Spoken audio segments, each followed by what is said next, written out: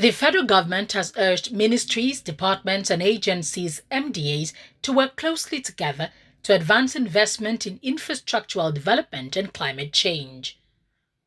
Ambassador Balaji Akinremi, Director, Economic Trade and Investment, Federal Ministry of Foreign Affairs, made the appeal in Abuja at the interministerial meeting centered on preparation for the Africa Infrastructure, Climate Change and Investment Summit and Exhibition, slated for October 30th to November 2nd, 2023 in Washington, D.C., United States of America.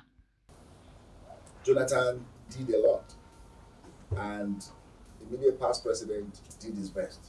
Now the new administration has shown that they are really going to focus on infrastructure.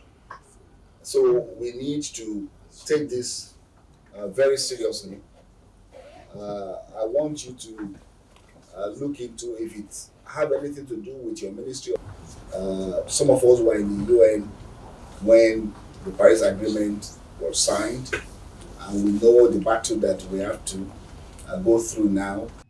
The chairman, planning and organizing committee of the summit said the support from MDAs has become important to tackle climate change and infrastructural deficit issues. This is a global issue, and of course it's also a national issue as you bring down to the state and local government and communities. The main essence of this summit, the goal, is that we are trying to set up a fund for Africa infrastructure and climate change funding, where civil society, agency that government may not be able to cover because of shortage of resources, they can be able to access funding.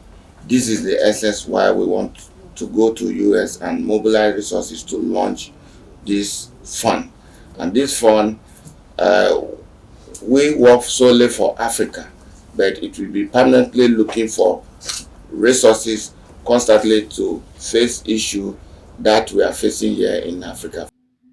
Ambassador Fatima Joshua, Vice President of Nigerians in Diaspora NIDO Asia, commended the initiative, saying more would be done to encourage the relevant support.